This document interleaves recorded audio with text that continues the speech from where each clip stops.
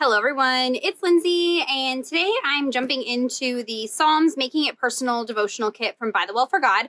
Now this kit, I do have an unboxing of it on my channel. I will link that down below. However, it is sold out, but don't worry, for those of you who missed out, they will be restocking towards the middle of this month. So anytime now they should be restocking this kit, and I will announce that on my Instagram as soon as it is restocked. But for those of you who got it, I'm jumping in, and what I did was off camera created myself a little book. So when I did my unboxing, I mentioned that I had bought this mixed media booklet from Canson, and I had planned on creating directly in here and keeping several devotionals going in here. But when I sat down to create for today, I honestly felt a little bit overwhelmed by the size of these pages. They are 7 by 10, and I probably could have made it work, but I felt a little overwhelmed, and the scale of some of the stamps and stuff I felt like would kind of get lost on these large pages. So what I did was make myself my own little booklet. So I took several of the pages out of this book.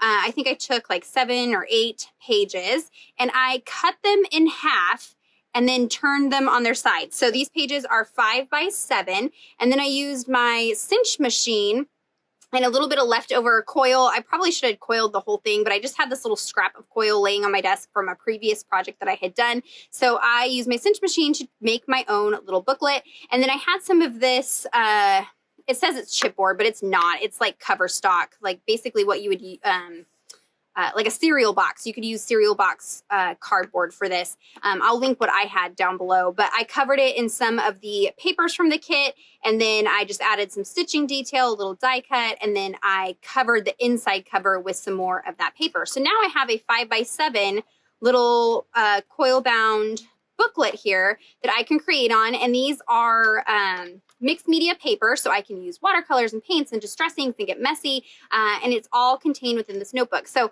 I know that I've done a lot of Bible journaling in the past. I know many of you are asking for me to do more Bible journaling, and I will do that. I just needed to kind of expand a little bit and play somewhere else. I've been Bible journaling for over 5 years, so I needed to change it up a little bit. And for those of you who are nervous about journaling directly into your Bible, this is a great alternative. I know that you can buy little booklets already pre-made, but this allows me, with this giant package, I can make, several little booklets for all the different kits that I am working in. So that is what I did. Now I'm working on day 1, who is like our God. We're looking at Psalm 89, 5 through 18. So I pulled out this study Bible. I've had many of you ask what study Bible I'm going to be working in. I mentioned that I was in the market for a study Bible. This one I will link down below. It's my husband's. I commandeered it. He said I'm not allowed to go near it with anything colored or paints or nothing. So I need to order my own. But it just has some notes down at the bottom. Just commentary on the verses, so it kind of helps you understand what the verse is saying, and it also has some cross-referencing and things like that. So if you're looking for a little bit more in-depth study, try looking for a study Bible. I will link this one down below, and they come in a variety of different translations. So we are looking at, like I said, Psalm 89, 5 through 18. And the question is, who is like our God? So we're kind of looking at this passage as it talks about some of the attributes of God, how great he is. And then the making it personal part is pondering the rhetorical question, who is like our God? And then starting to write out your own psalm. And they kind of explain how to do that. And so that is what I'm going to be doing today. So my plan here is to do some watercoloring. I pulled out an Inktense pencil because I haven't really used these in a while. I saw somebody recently do this really fun technique with these, and I wanted to try that. I got some distress inks that we're going to be blending in. I've got some products from the kit that I'll be using. I also have this fun die that I was thinking about using. So this die has these little pockets in it. And so I wanted to create a little pocket that I could stick little tags or cards into with my written out personal psalm in there. So that's kind of my plan. So everything will be linked down below. Let me go ahead and put you guys on fast forward, and we will start putting this layout together. Okay, so I have my non-stick craft mat underneath there because I'm going to do some ink blending. And I have all the color swatches for the different mediums for this kit over on my blog. So I will link that down below. That was the unboxing blog post, and I have all my color swatches. So I'm just using a makeup brush. These are just really inexpensive Wet n Wild makeup brushes. And I found that they give you a really soft blend. So I'm just picking up a few of these different colors and blending them in some different areas on the stencil. Now this stencil is super cool. This was released to coordinate with this kit over at ByTheWell4God. And Tom, one of the owners of ByTheWell4God, he designed this so that it would be a continuing stencil. So you can see here, I'm kind of lining up the stencil next to where I'd already stenciled, and it will be a continuation of that pattern. Now, because I'm using different colors and these softer brushes, I have a little bit of a harsh edge where the stencil kind of meets up on itself. But if you are using the same color, and if you're more careful than I was when you do this, you won't have that line of demarcation between the different sections of the stencil, if that makes sense. But that's okay. We are going to do some more things to this and you won't even notice that. So it was a little bit more color than I wanted. And so since I'm working on mixed media paper, you can use water. So I'm just spraying a little bit of water on here. These are Distress Oxide inks, so they do react with water. And while it's wet, I'm just using a paper towel to kind of pick up the color. And this helps because of the oxide inks. They oxidize when you add water, so it kind of changes the tone a little bit, helps everything blend together, and this also helps lighten that background by picking it up with the paper towel. So there is going to be my background. Now it is still continuously water reactive, so I am going to go in with watercolors over the top, but just be mindful when you do that kind of background that you may pick up some of that color in your water coloring. So you want to start with a pretty light background of oxide inks. So I pulled out my watercolor palette. These are primarily Prima watercolors. There's a little bit of Daniel Smith mixed in. And then I also have the watercolor swatch card that came in the kit. And so I'm just going to recreate some of the florals from the pattern papers. I am using a water brush. I haven't used one of these in a while, but I find it a little bit easier for these styles of roses. So you go in with loading up your brush with paint. You're going to start in the center of the rose, creating little C shapes, and that's going to be your most concentrated color. And then as you get out to the further petals, you're going to start putting more pressure on your brush so you get wider petals, and also that helps promote the water to flow from the water brush, which then waters down the pigment so it gets lighter as it goes towards the outside of the flower. So the inside of the rose is nice and deep and pigmented, and then it slowly kind of lightens as you get to the outside. And I will come in and kind of build up and add layers of different colors and things like that. My preferred style of watercolor is very loose, very messy, not perfect, not realistic, just because I know that I'm not a watercolorist and it's going to look like trash if I try to do it like professional wise. So if I intentionally go in there messy and just crazy, then it kind of works out with watercolor because then it looks like it was, supposed to be not perfect and messy, if that makes any sense. So I'm just going in and creating some greens, just mixing a variety of greens. There is a green in the watercolor swatch card. I didn't realize it until I was already mixing up some greens. Sometimes when I'm filming, my brain just stops working. And so it also was super hot. I have a giant fat migraine. And so, we're trying to make do with the best of what I got right now. But I am letting some of those leaves kind of overlap. I don't always do that. But again, I'm just wanting it to be really loose and messy. So I'm going to let that play out here a second. We're going to talk about the scripture. So it's Psalm 89. Verses 5 through 18. I'm reading from the NASB translation. It says, "The heavens will praise your wonders, O Lord, your faithfulness also in the assembly of the holy ones. For who in the skies is comparable to the Lord? Who among the sons of the mighty is like the Lord, a God greatly feared in the council of the holy ones, and awesome above all those who are around him? O Lord God of hosts, who is like you, O mighty Lord? Your faithfulness also surrounds you. You rule the swelling of the sea. When its waves rise, you still them. You yourself crushed Rahab like one who is slain. You scattered your enemies with your mighty arm. The heavens are yours. The earth is also yours. The world and all it contains, you have founded them. The north and the south, you have created them. Tabor and Hermon shout for joy at your name. You have a strong arm. Your hand is mighty. Your right hand is exalted. Righteousness and justice are the foundation of your throne. Loving kindness and truth go before you. How blessed are the people who know the joyful sound, O Lord. They walk in the light of your countenance.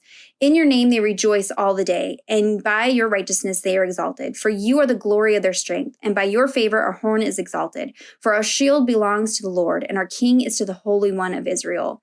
And so just talking about how great God is, all just repeating over and over and over how great God is, what he oversees. And you'll see this kind of repeated throughout the Psalms. And so the prompt is prompting you to kind of recreate your own psalm in a similar structure to that, and it kind of walks you through that. And so that's what I'll be doing on those cards. But here on screen, I have pulled out that Inktense pencil. Now, this is an India ink pencil that is water reactive. I have a whole tip Tuesday about these. I'm dipping the tip of it into a little bit of water, and then very messily adding some sketchy outlines to my watercolored images. And you'll see when I go in on this other side, I kind of hold towards the top of the pencil and very lightly, I don't know, just kind of move the pencil around. And that's what gives you those scribbly little wonky shapes. I picked navy blue just because I thought black would be a little bit too intense and I wasn't going to have a lot of black on this page. And so I went with the navy blue Inktense color. I do have Inktense swatches over on my blog as well if you're curious about those. So here on the other side, I'm just recreating some more of those florals. Again, going in with a variety of colors and working with a water brush can be easier. You want to make sure that you have a good water brush.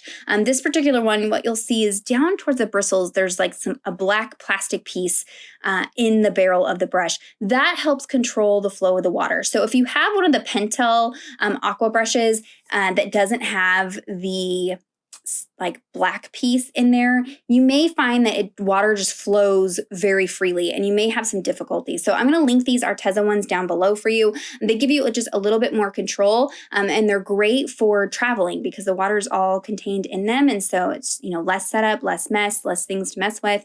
And so it's just, kind of easier to work with. I forgot about these. I have them sitting next to me and I don't ever reach for them. So I try to make a point to do some watercolor because many of you have been asking for some watercolor techniques and pulling out some of my, supplies that I haven't used in a while. And that was kind of my motivation for jumping into a notebook style journaling like this because it kind of freed me to play with some different mediums. Not that you can't use any of these in a journaling Bible, but the format's just a little bit different. I'm working on white pages. I don't know. It just is a little bit different creating in a booklet like this versus creating in your Bible. And so if you're new to Bible journaling, maybe try starting out in a notebook like this versus going right into your Bible, just as you get comfortable with different supplies, different techniques, and things like that. And then maybe progress to doing it in the margin of your Bible once you feel a little bit more confident with your products. So here you can see I'm going in with that pencil again. I've sprayed a little bit of water onto my watercolor palette, and then I'm continuously going over and wetting the tip of my pencil, but I am letting it kind of dry out and be dry strokes as well as I pencil in those florals. And you can see super messy, not perfect. They don't perfectly match the florals on the paper, and that's okay. I was just using it for inspiration. Added some splatters, but of course I'm going to go in with the Lindsey splatter stamp as well. So if you're nervous about watercolor splatters, this stamp is perfect for you. I believe it's still in stock in the shop. I'll try to link it down below. This was the stamp that I designed for ByTheWell4God a couple months ago. I cut mine in half and I'm inking it up with some gold Delicata ink and just adding some more splatters to the background. All of my gold pigments are super, super pigmented and they take a long time to dry. So I found it easier to just stamp in the gold. So now I've pulled out this new alpha stamp that was released with this kit, and it's kind of this fun, it has like little lines. I'm thinking it reminds me of old TVs with the fuzzy screen, the black and white screen. I know you know what I'm talking about. I can't think of the word and what they call it, but that's what it reminds me of. And I'm inking this up in some brown, I think it's frayed burlap distress oxide ink. And then I'm also going in and kind of tapping a little bit of black ink down at the bottom of the letters and creating this kind of ombre effect. I thought that would be kind of fun with these sketchy alphas. So you'll see I'll ink up the entire word with the brown ink Then I go in with a little bit of the black, and then I go back in with the brown just to help blend the black and the brown. And it just kind of adds some interest. And because these are striped alphas, it's a little bit more forgiving when you do this technique. If it's a solid alpha, it's a little bit harder to blend it. So I wrote out, stamped out, great is our God. Great is our God. Gosh, guys, this migraine is killing me. It's making it so hard to talk. Dried that, made sure it was dry, and then I'm going in with a Tombow Feud calligraphy pen. It's a brush style pen, and I'm just adding a shadow effect to the right side and underside of each one of these letters. And it's just going to help give some definition, help it kind of pop out from the page and add some more interest to it. At that point, it's just adding, some small details. And there I went ahead and ran that die and one of the pattern papers through my die cutting machine. I will link the die cutting machine that I use down below for you guys. I also have a Tip Tuesday if you're curious how to use manual dies. And then when you're adding adhesive, you want to only add adhesive to the top, bottom, and 2 sides, not to the center. If you add adhesive to the center, these won't act as little pockets. So you just want to be careful about where you add your adhesive. But then you can see here it has all these little slots that then you can stick different embellishments, tickets, die cuts. You could even put something like this on the inside of your traveler's notebook cover if you don't have pockets, and then it would give you a space to stick little die cuts and things. I imagine I'm going to be getting a lot of use out of this die. I think it'd be great for using in your journaling Bible as well. It should fit in the illustrating Bible margins. And so if you have a bunch of prayers to add or a bunch of verse writing you want to do, it could fit in all those little pockets. And I'm just adding some of the clear stickers, and I didn't have any that I thought would fit well on the left-hand side of the page, so I pulled out the Nancy's Song stamp set. Hey, Nancy. Nancy is a sweet, sweet, dear friend of mine. We met on the internet, and I feel like I know her, even though she's just an internet friend. One of these days, we will get to hug each other, but she requested this stamp set. It was a couple months ago that they released that. It had all those little music notes. So I stamped those, and then I actually fussy cut out the title from the clear stickers where it says Psalms Making It Personal. That isn't actually part of the stickers, but I just cut it out and put that on the front of the tag. That way I would know that the tags, the psalm that's written on the back is my own words. It's not the Bible. It's not scripture. It'll be my own words, and I'll write that in later. That's something I'm going to do privately. I'm not going to share it. The intro to the devotional content gives you that freedom, kind of encourages you. This is a more private project. Psalms are like heart prayers to me. I don't know. That's how I think about them. And so those will be a little bit more private on the back of those tags. I went through my stash and pulled out one of these labels to write out the verse address, just so I know in my mind what verse this was. If I wanted to come back in, there's more slots in that pocket. I could add a ticket with the verse written out, or I could even add like a tip in or something. I could come back and add more if I wanted to. And then there's these fun shaped tabs in the kit. So I pulled out one of those. It's shaped like one of the florals, just adding a little bit of adhesive to that, and then I'll stick that to the outside. I won't tab every single page, but I do want a few tabs in there.